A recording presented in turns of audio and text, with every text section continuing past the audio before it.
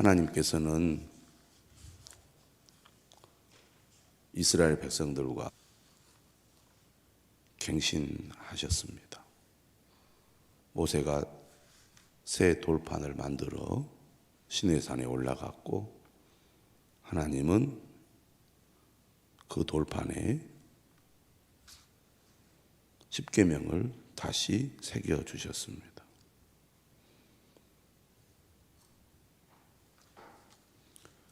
그리고 하나님께서는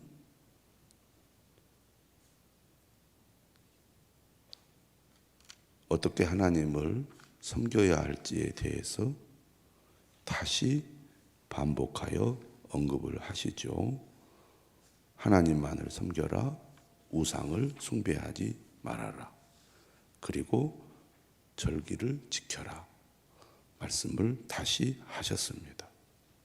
그리고 절기를 지키라는 말씀을 하는 가운데 34장 21절에서 너는 엿새 동안 일하고 일곱째 날에는 쉴지니 밭 갈 때나 거둘 때에도 쉴지며 라고 말씀하시면서 안식일을 거룩하게 지키라고 말씀을 하셨습니다. 오늘 본문은 안식일 규례에 관한 말씀으로 시작을 합니다. 모세가 산에서 내려왔습니다. 그의 얼굴에 광채가 나서 백성들이 모세의 얼굴을 볼 수가 없을 정도였습니다. 모세가 하나님께 말하러 들어가기까지 다시 수건으로 자기 얼굴을 가려야 했습니다.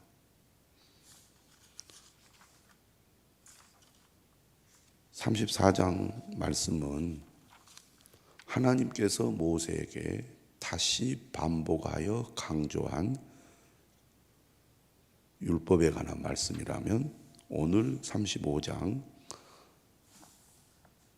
1절 이하의 말씀은 모세가 이스라엘 자손들을 불러다가 하나님의 말씀을 전하는 내용입니다. 여호와께서 너희에게 명령하사 행하게 하신 말씀이 이러하니라. 이스라엘 백성들은 하나님께서 명령하신 말씀을 어기고 배반했습니다. 그 대가를 혹독히 치러야 했습니다. 모세는 다시 하나님의 말씀을 듣고 와서 이스라엘 백성들에게 분명하게 말하죠.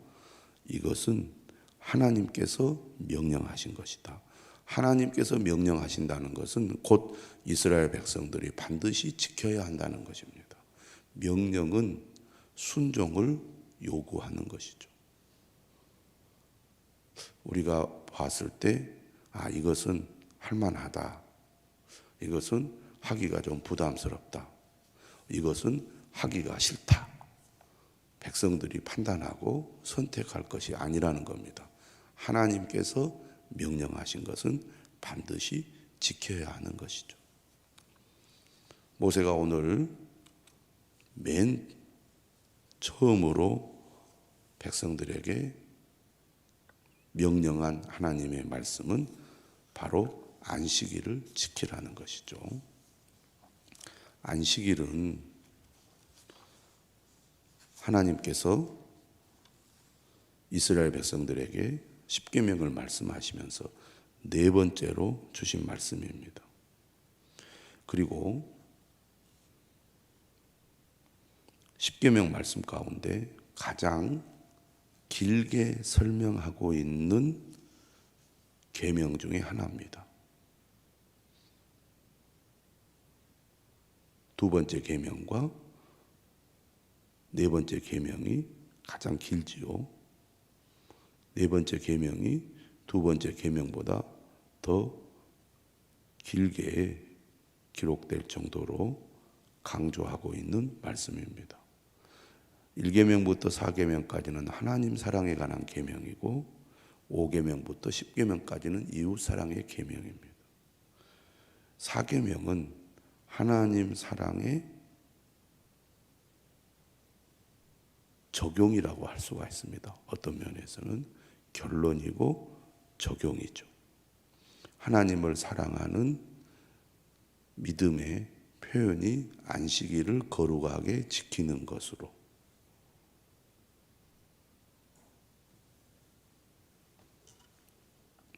그 사랑을 보이라는 말씀이라고 하겠습니다. 그런데 오늘 본문은 이렇게 얘기를 해요. 엿새 동안은 일하고. 안식일 규례에 관한 말씀의 기본 바탕은 엿새 동안은 일하는 것입니다. 그리스도인의 삶의 기본적인 자세는 성실한 삶이죠. 성실한 삶.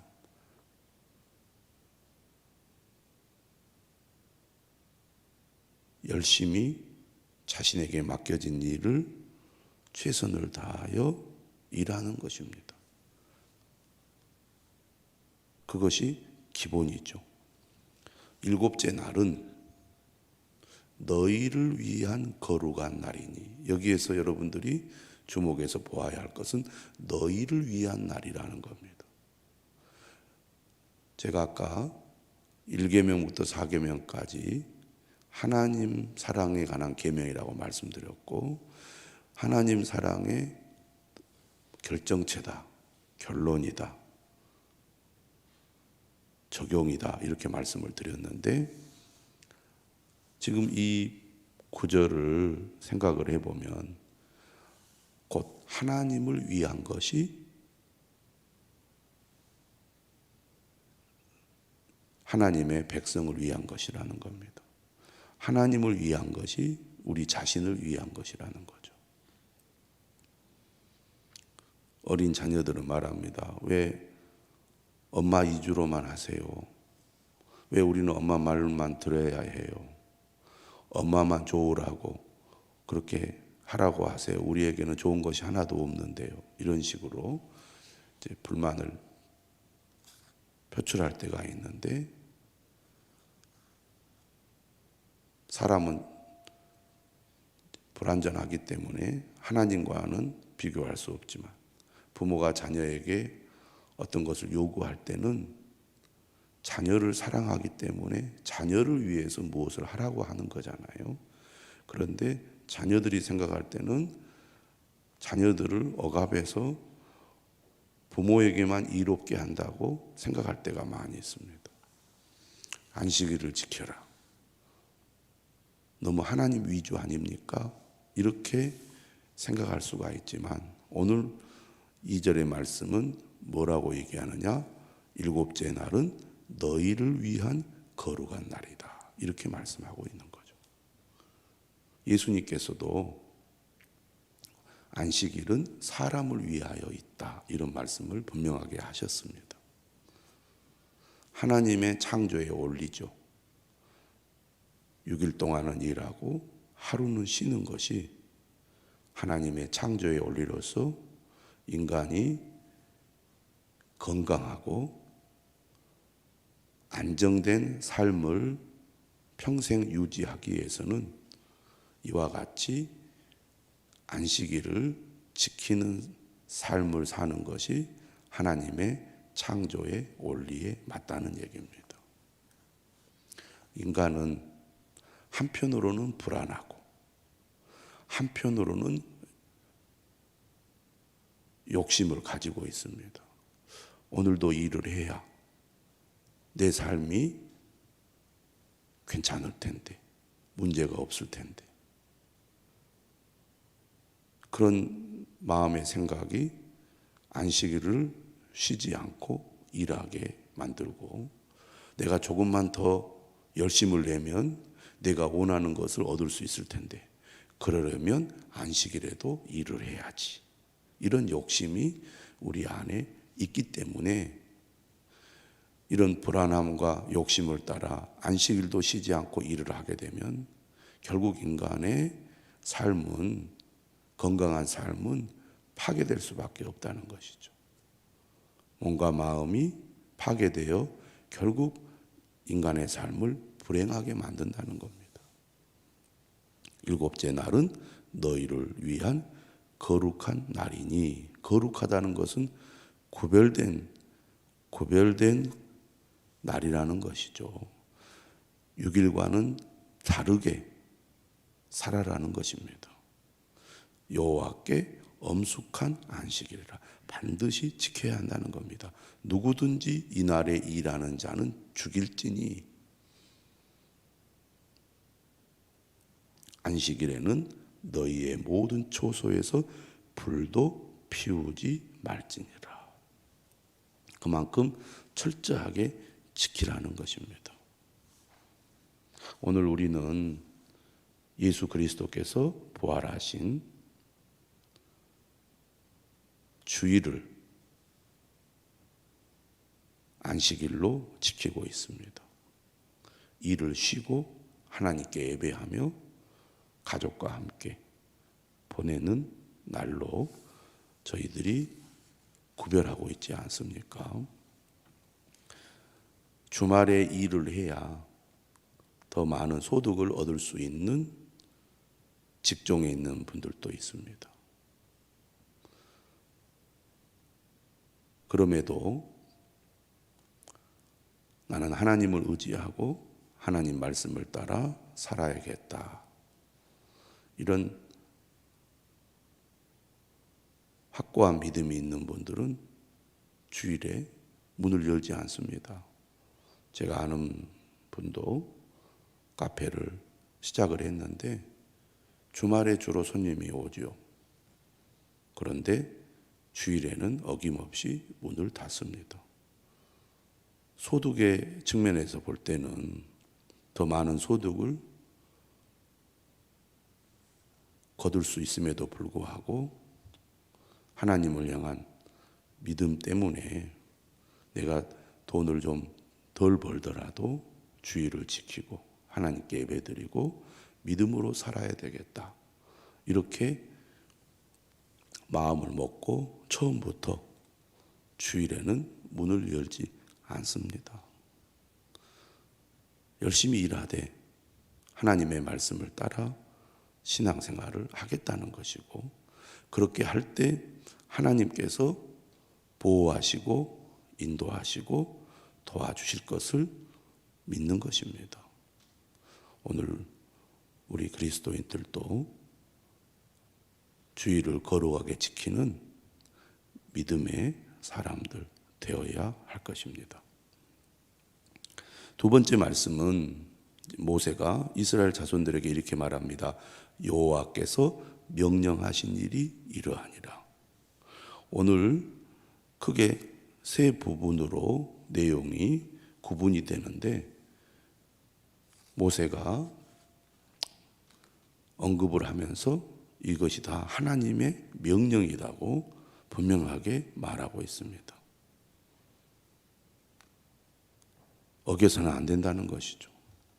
까먹어서는 안 된다는 겁니다. 무시해서는 안 된다는 것이죠. 그래서 두 번째 내용을 이스라엘 회중들에게 말하면서 이것 또한 여호와께서 명령하신 일이라고 말하고 있습니다.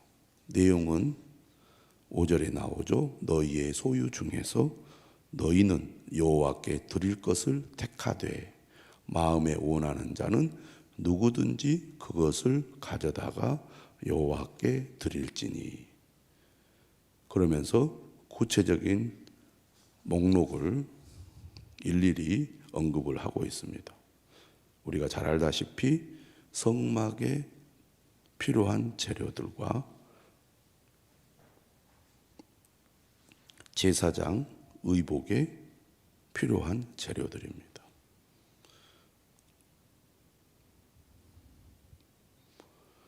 하나님을 위해서 만들어야 할 성막과 하나님을 섬길 제사장 의복을 위해서 만들 재료들을 이스라엘 자손들이 준비해야 된다는 겁니다. 노예 생활을 하고 하나님의 은혜로 그들이 애굽에서 탈출하면서 애굽 사람들로부터 받은 여러 물건들 가운데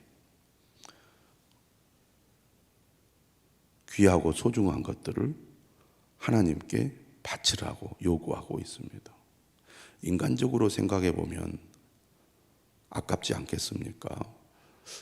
앞으로 우리가 광야에서 살아갈 때 이것만큼은 내가 가지고 있어야 되는데 그런 것들도 아마 있었을 것입니다. 또 하나님께서 모세를 통해 이스라엘 백성들에게 요구한 성막 재료들은 값싼 것이 아니었습니다. 사실은 귀한 것이고 값비싼 것이죠. 그것은 곧 백성들이 그것을 가지고 있다 할지라도 많은 양을 가지고 있지 않았을 것입니다. 그런데 하나님께서 그것을 너희들이 하나님께 드려서 그것을 모아가지고 성막 제작과 기물 제조와 제사장 예복을 만드는데 사용하라. 이렇게 명령을 하신 겁니다. 다시 말하면 이것은 반드시 이스라엘 백성들이 수행해야 될 일이라는 거죠. 누가 대신 해주지 않는다는 겁니다. 자, 그런데 하나님께서 이것을 명령하셨어요. 너희의 소유 중에서 너희는 여호와께 드릴 것을 택하라. 그러니까 금이 있는 사람은 금을 내고 은이 있는 사람은 은을 내고 노술 가지고 있는 사람은 노술 낼 겁니다. 내야 합니다. 또 청색, 자색, 홍색, 실을 가지고 있는 사람은 또 그것을 하나님 앞에 드려야 되겠죠. 그런데 여기에 하나님의 이제 조건, 단서가 있습니다. 뭐냐면 하나님께 드릴 때는 마음에 원하는 자, 다시 말하면 자원하여 드리라는 겁니다. 이것은 하나님의 명령입니다가 전제로 깔려 있어요. 그런데 강제로 너는 뭐 내, 너는 뭐 내, 안 내면 안 되니까 네 이렇게 하고 일일이 한 사람 한 사람을 지목하여 강제적으로 이거를 거두지 않고 하나님의 명령이 백성들에게 떨어졌지만 그 명령을 들은 백성들은 마음이 우러나서 자원하는 마음으로 드리라는 것이 하나님의 명령의 내용입니다. 하나님은 어떤 분이십니까? 그의 백성들이 하나님께 귀한 것을 드리기를 원하시는데 분위기에 의해서 강제로 드리는 것이 아니라 마음에서 우러나 감사하는 마음으로 드리기를 원하십니다. 하나님은 어떤 분이신가? 우리의 마음을 원하신다는 거죠. 마음을. 그렇기 때문에 우리가 하나님 앞에 예물을 드릴 때는 내 마음을 함께 드려야 돼요. 내 마음을 담아서 드려야 합니다. 체면 때문에 또는 어쩔 수 없어서 억지로 드리는 것을 하나님이 원하지 않는다는 겁니다. 마음을 드리라는 것은 이것은 다르게 표현하면 믿음으로 드리는 것이죠. 남이 이만큼 드렸으니까 나도 그만큼 드려야지. 그게 아니라는 거죠.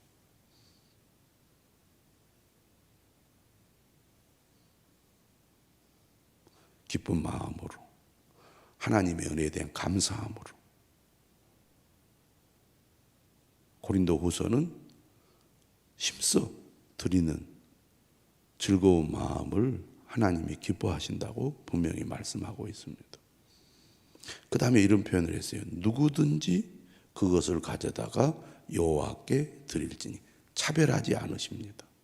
가난한 사람이나 부자나 지위가 있는 사람이나 그렇지 않는 사람이나 책임을 맡은 사람이나 그렇지 않은 사람이나 차별하지 않고 누구나 감동이 되고 마음에 기쁨이 있고 감사가 있다면 누구든지 하나님 앞에 드리라는 말씀이죠. 오늘 우리도 하나님 앞에 나아갈 때 기쁜 마음으로, 감사하는 마음으로 하나님께 드릴 줄 아는 사람이 되어야겠습니다. 세 번째 말씀은 10절입니다. 무릇 너희 중 마음이 지혜로운 자는 와서 여호와께서 명령하신 것을 다 만들지니.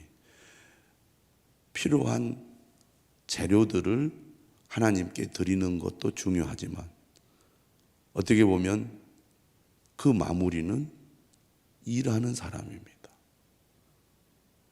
그것을 마무리해서 실제로 만드는 사람이 없다면 그 재료들이 무슨 소용이 있겠습니까? 구슬이 서말이어도 깨어야 보배다고, 아무리 좋은 자원을 가지고 있어도 그것을 가지고 만들 수 있는 사람이 없다면, 또 그런 사람들이 하나님 앞에 헌신하지 않는다면 아무 소용이 없는 거죠. 교회는 하나님의 일을 수행하는 공동체로서 하나님의 나라를 위해 물질을 들여 헌신하는 일이 매우 중요하죠. 그런데 물질을 들여서 헌신하는 것만 중요한 게 아닙니다. 하나님 나라의 일을 수행하는 일꾼들, 몸으로, 행동으로 봉사하고 헌신하는 일꾼들이 반드시 교회에는 필요합니다. 그런데 거기에도 뭐가 들어가냐면 10절에 보니까 마음이 지혜로운 자예요. 마음을 중요하게 여깁니다. 마음이 가야 진짜라는 거죠. 그리고 정말 주님을 위해서 무엇인가를 하고 싶어 하는 마음을 가지면 아이디어가 떠오르고 일의 능률도 오르고, 또 그런 가운데서 하나님께서 우리에게 지혜를 주셔서 훨씬 그 일이 잘 되게 합니다. 어떤 일이든지 억지로 하면 좋은 결과를 얻기도 어렵고 제대로 해내기도 어렵습니다. 참 마음이 중요한 것 같아요. 우리도 하나님을 향한 충성된 마음을 가지고 주님께서 내게 맡겨주신 일을 제대로 잘 완수해서 하나님께 영광을 돌려야 되겠다는